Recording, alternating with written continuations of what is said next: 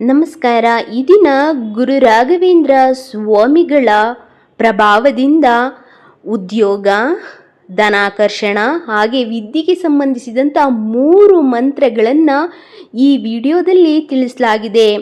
ಈ 3 ಮಂತ್ರಗಳನ್ನು ನೀವು ಪಠಿಸೋದ್ರಿಂದ ನಿಮ್ಮ ಜೀವನವೇ ಬದಲಾಗುತ್ತೆ. ಹಾಗಿದ್ರೆ ಆ 3 ಮಂತ್ರಗಳು ಯಾವುವು, ಹಾಗೆ ಆ ಮಂತ್ರಗಳನ್ನು ಯಾವ ಸಮಯದಲ್ಲಿ ಪಠಿಸಬೇಕು, ಹಾಗೆಯೇ ಯಾವೆಲ್ಲ ನಿಯಮಗಳನ್ನ ಪಾಲಿಸಬೇಕು ಎಂಬುದರ ಸಂಪೂರ್ಣ ಮಾಹಿತಿಯನ್ನು ನಮ್ಮ ಡಿವೈನ್ ಮೀಡಿಯಾ ಯೂಟ್ಯೂಬ್ ಚಾನಲ್ನಲ್ಲಿ ನೀಡಲಾಗಿದೆ.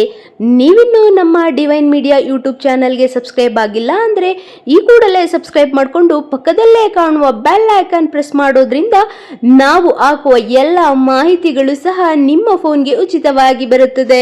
ರಾಯರ ರಕ್ಷಣೆ ಹೊಂದಿದ್ರೆ ಸಾಕು, ನೀವು ಯಾವುದೇ ಸಂದರ್ಭದಲ್ಲಿದ್ರೂ ಸಹ ನೀವು ಆ ಒಂದು ಕಷ್ಟದಿಂದ ಕ್ಷಣ ಮಾತ್ರದಲ್ಲಿ ಹೊರಗೆ ಬರ್ತೀರಾ. ಇದು ಸಾಮಾನ್ಯವಾಗಿ ಒಂದು ಮಾತಲ್ಲ, ಇದು ಪ್ರತಿಯೊಬ್ಬರ ಜೀವನದಲ್ಲೂ ನಿಜವಾಗಲೂ ನಡೆದಿರುವಂತಹ ಸತ್ಯ ಘಟನೆ. ಗುರುವಿನ ಗುಲಾಮನಾಗುವ ತನಕ ದೊರೆಯದಣ್ಣ ಮುಕುತಿ ಎಂಬ ಮಾತಿನಂತೆ ಯಾರೆಲ್ಲ ರಾಯರನ್ನ ನಂಬಿರ್ತಾರೆ, ಯಾರೆಲ್ಲ ರಾಯರನ್ನ ನಂಬಿ ಪೂಜಿಸ್ತಾರೋ ಅವರ ಜೀವನವೇ ಬಂಗಾರವಾಗಿದೆ.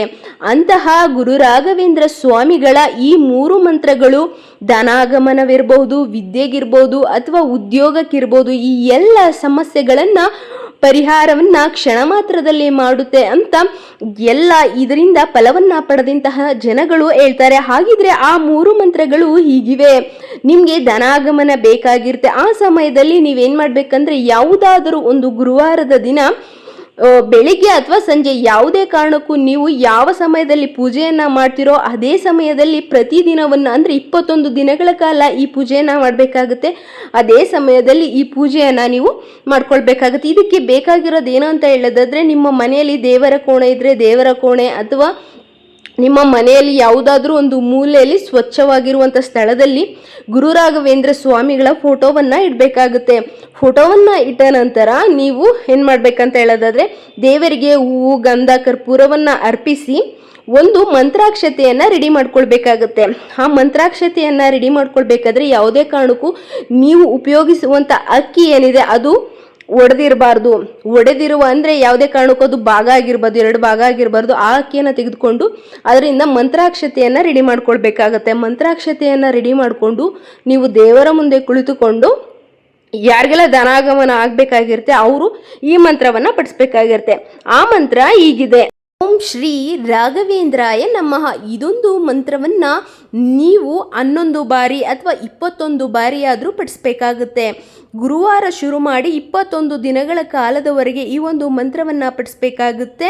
ಹಾಗೆಯೇ ಈ ಸಮಯದಲ್ಲಿ ನೀವು ಬ್ರಹ್ಮಚರ್ಯವನ್ನು ಪಾಲಿಸಬೇಕಾಗುತ್ತೆ. ಹಾಗೆಯೇ ಯಾರಾದರೂ ಮಾಂಸಾಹಾರ ಸೇವನೆ ಮಾಡುವವರಿದ್ದರೆ ಅವರು ಆ ಮಾಂಸಾಹಾರ ಸೇವನೆಯನ್ನು ನಿಲ್ಲಿಸಬೇಕಾಗುತ್ತೆ.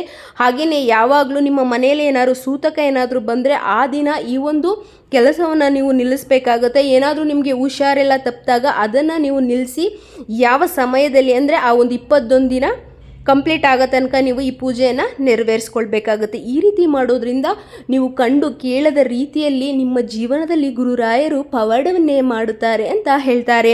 ಇನ್ನು ಯಾರಾದರೂ ಕೆಲಸಕ್ಕೆ ಅಪ್ಲೈ ಮಾಡಿರ್ತೀರಾ, ಆದರೂ ನಿಮ್ಗೆ ಯಾವುದೇ ಕಾರಣಕ್ಕೂ ಉದ್ಯೋಗ ಸಿಗ್ತಾ ಇರಲ್ಲ, ಇಂಟರ್ವ್ಯೂ ಅಲ್ಲಿ ಫೇಲ್ ಆಗ್ತೀರಾ, ಇನ್ನೇನೋ ನೀವು ಜಾಯ್ನ್ ಆಗಬೇಕಾಗಿರುತ್ತೆ, ಆದರೂ ಅಪಾಯಿಂಟ್ಮೆಂಟ್ ಲೆಟ್ರು ನಿಮಗೆ ಬರಲ್ಲ. ಕಾರಣ ನಿಮ್ಮ ಜೀವನದಲ್ಲಿ ಯಾವುದೋ ಒಂದು ನೆಗೆಟಿವ್ ಎನರ್ಜಿ ಇರ್ಬೋದು, ಅಥವಾ ನಿಮ್ಮ ಜೀವನದಲ್ಲಿ ನಿಮಗೆ ತುಂಬ ಕಷ್ಟಗಳು, ಉದ್ಯೋಗದಲ್ಲಿ ಸಮಸ್ಯೆ ಇದೆ ಅಂತ ಹೇಳುವವರು ಈ ಒಂದು ಮಂತ್ರವನ್ನು ಪಠಿಸ್ಬೇಕಾಗುತ್ತೆ. ಆ ಮಂತ್ರ ಹೀಗಿದೆ: ಓಂ ವೀಣಾ ಪಾಣಿ ಸಹಿತ ರಾಘವೇಂದ್ರಾಯ ನಮಃ. ಈ ಒಂದು ಮಂತ್ರವನ್ನು ನೀವು 11 ಬಾರಿ ಅಥವಾ 21 ಬಾರಿ ಪಠಿಸ್ಬೇಕಾಗುತ್ತೆ. ಸೇಮ್ ನೀವು ಸಹ 21 ದಿನಗಳವರೆಗೆ ಈ ಒಂದು ಪೂಜೆಯನ್ನು ನೆರವೇರಿಸಬೇಕಾಗುತ್ತೆ. ಇನ್ನು ವಿದ್ಯಾಭ್ಯಾಸಕ್ಕೆ ಸಂಬಂಧಿಸಿದಂತೆ ನೀವು ಯಾವುದೋ ಒಂದು ಎಕ್ಸಾಮ್ ಕಟ್ಟಿರ್ತೀರಾ, ಅದಕ್ಕೆ ನೀವು ತಯಾರಿಯನ್ನು ನಡೆಸ್ತಾ ಇರ್ತೀರಾ, ನಿಮಗೆ ಕಾನ್ಸಂಟ್ರೇಟ್ ಮಾಡೋಕ್ಕಾಗ್ತಿರಲ್ಲ, ಮೆಮೊರಿ ಪವರ್ ಕಡಿಮೆ ಆಗ್ತಿರುತ್ತೆ. ಇನ್ನು ಮಕ್ಕಳಿಗೆ ಎಸ್ಪೆಷಲಿ ತುಂಬ ಮೆಮೊರಿ ಪವರ್ ಕಡಿಮೆ ಆಗ್ತಾ ಇರುತ್ತೆ. ಅಂತಹ ಸಂದರ್ಭದಲ್ಲಿ ಗುರು ರಾಘವೇಂದ್ರ ಸ್ವಾಮಿಗಳ ಈ ಒಂದು ವಿಶೇಷವಾದ ಶಕ್ತಿಶಾಲಿ ಪವರ್ಫುಲ್ ಮಂತ್ರವನ್ನು ನೀವು ಪ್ರತಿದಿನವೂ ಬೆಳಗ್ಗೆ ಅಥವಾ ಸಂಜೆ ಕುಳಿತುಕೊಂಡಾಗ ಅಥವಾ ನೀವು ಶಾಲೆಗೆ ಹೋಗಿ ಕೂತ್ಕೊಂಡಾಗ ಮಕ್ಕಳುಗಳು ಏನು ಮಾಡ್ಬೇಕಂತ ಹೇಳಿದ್ರೆ, ಒಂದು ಬಾಕ್ಸ್ನಲ್ಲಿ ಸ್ವಲ್ಪ ಮಂತ್ರಾಕ್ಷತೆಯನ್ನು ತೆಗೆದುಕೊಂಡು ಹೋಗಿ ಆ ಒಂದು ಮಂತ್ರಾಕ್ಷತೆಯನ್ನು ಆ ಒಂದು ನಿಮ್ಮ ಒಂದು ಜೇಬ್ನಲ್ಲೋ ಅಥವಾ ಬ್ಯಾಗ್ನಲ್ಲೋ ಜಾಮಿಟ್ರಿ ಬಾಕ್ಸ್ನಲ್ಲೋ ಇಟ್ಕೊಳ್ಳಿ. ಮಕ್ಕಳು ಇಟ್ಕೊಂಡು ಈ ಒಂದು ಮಂತ್ರವನ್ನು 11 ಬಾರಿ ಪಠಿಸಿ, ಅಥವಾ 11 ಬಾರಿ ಆಗಿಲ್ಲ ಅಂದರೆ ಕೇವಲ 3 ಬಾರಿ ಆದರೂ ಪಠಿಸಿ. ನಿಮ್ಮ ಮಕ್ಕಳ ವಿದ್ಯಾಭ್ಯಾಸ ತುಂಬ ಅತ್ಯುನ್ನತವಾಗುತ್ತೆ. ಹಾಗೆಯೇ ಮಕ್ಕಳಿಗೆ ಮೆಮೊರಿ ಪವರ್ ಅನ್ನೋದಾಗುತ್ತೆ. ಹಾಗೆ ಅವರಿಗೆ ಗುರು ರಾಘವೇಂದ್ರ ಸ್ವಾಮಿಗಳ ರಕ್ಷಣೆ ಸಿಗುತ್ತೆ. ಆ ಮಂತ್ರ ಹೀಗಿದೆ: ಓಂ ಶ್ರೀ ಗುರು ರಾಘವೇಂದ್ರಾಯ ಕೃಪಾಂ ಕುರು.